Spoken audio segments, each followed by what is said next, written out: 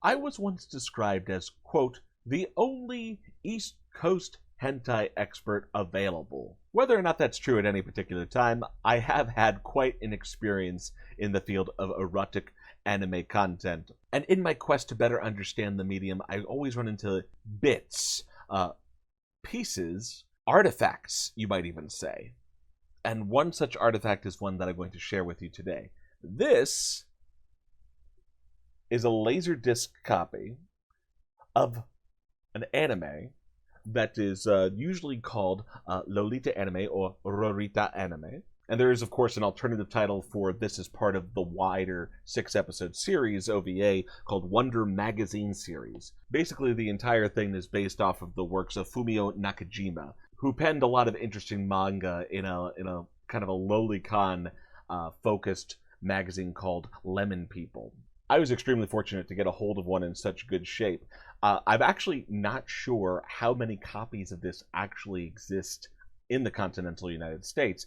Part of the problem is that the first episode of Lolita Anime did not sell very well. It was one of the things that the company highlighted when they made their decision to kind of change direction partway through production. They kind of came up with a cutesy recurring character named Miu to kind of transition between a couple different episodes. But the first volume of Lolita Anime is divided into 2 different segments.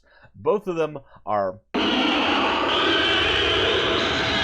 about as weird as you might expect for early hentai by most people's standards. And I believe the Anime Encyclopedia even went so far as to call it disturbing. I can tell you it's definitely not everyone's cup of tea. Even if we weren't talking about the rather questionable nature of the title that gives everything away, it kind of reminds me about comments related to another hentai series of the early days, Cream Lemon. I had the privilege to meet director Noboru Ishiguro at one point during an Otakon, and he took the time to share an anecdote about the director of that series actually came to him with like a finalized reel to kind of show off what they were doing, and just to summarize his entire analysis of it, was like, well, yeah, that's an anime with sex in it. Now, as you might expect, Lolita Anime has not been released on DVD or Blu-ray, at least not as far as I know. This is probably the highest quality copy in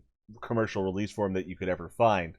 I know for sure that it was also released on VHS tape. In fact, there's a couple people out there with much better copies of this thing than I have in terms of, you know, being able to find the extras and signatures. I'm not even going to pull it out. If you don't know what a Laserdisc is, that's your problem. All right, it's kind of like a DVD but really big and analog video. That's basically what you need to know. The original release date is February 21st, 1984, and regardless of occasionally there's a little bit of disagreement about whether this part is true, whether or not you consider this the first hentai, it is the first piece of hentai that was released commercially on home video. And in the world of the OVA, that makes a huge difference compared to any past incarnation of an erotic film that may have also been animated. Now, I could do a really long talk about exactly why this particular show exists. I could probably even give you a little more interesting tidbits about why I happen to own this particular copy. But one of the things about the background that you need to understand is that this came out right around the time when there was what we would call a lolicon boom. In the late 1970s, a lot of artists had started getting into lolicon art, ostensibly in response to the huge wave of yaoi manga that had started taking over the comic market scene. You saw a lot of that. Or at least that's how it was usually summed up by Hideo Azuma, who's considered like the father of lolicon. Now, he wasn't involved with this one in particular, but there was a couple other guys out there who were kind of big time by this point in the mid-1980s. And with the release of home video in Japan on a wide scale, with the OVA methodology of making things, where you would make like one episode, if you will. It would be released on tape or on Laserdisc, and then the money you got from the first episode would make the second episode, and you would kind of just go on until you were done, or until you didn't quite make enough money to make the next episode, like with so many anime made in the 1990s. By the way, a competing guy in this scene, Aki Uchiyama, actually produced his own series, which is typically also called Lolita Anime.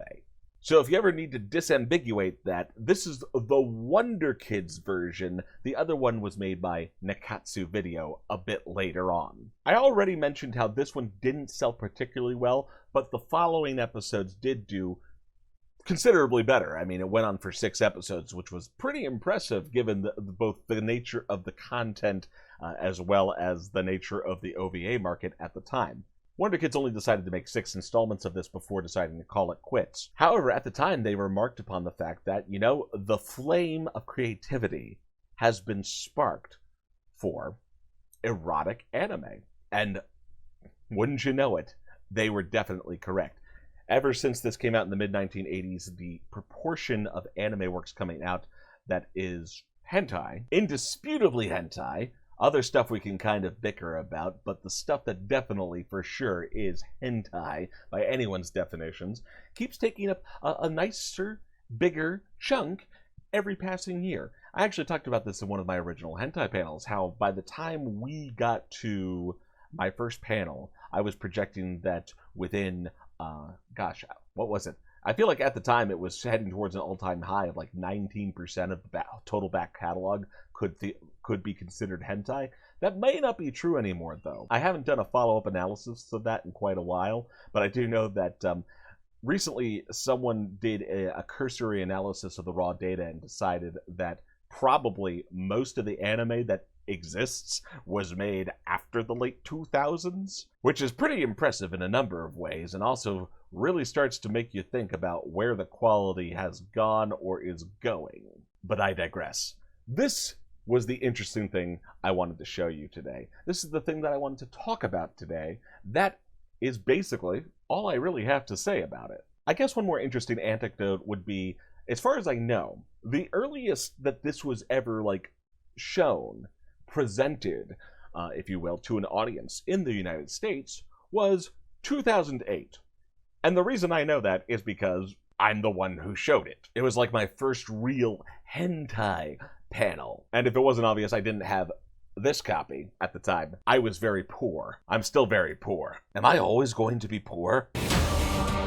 But the Laserdisc had been available long enough that it had been digitized by one particular group. It turned out that group was in Russia, and because I happened to know a contact over there who had access to that realm of the internet in the Russia scene, I was actually able to get a hold of copies of the original Lolita Anime, as well as some of the other, at the time, rarer substances that were available in the anime scene. Because as much as we kind of think of the internet as the big game changer, and it was, when it first started up, you still sometimes had to really look hard. But yeah, that's your artifact and history lesson for today.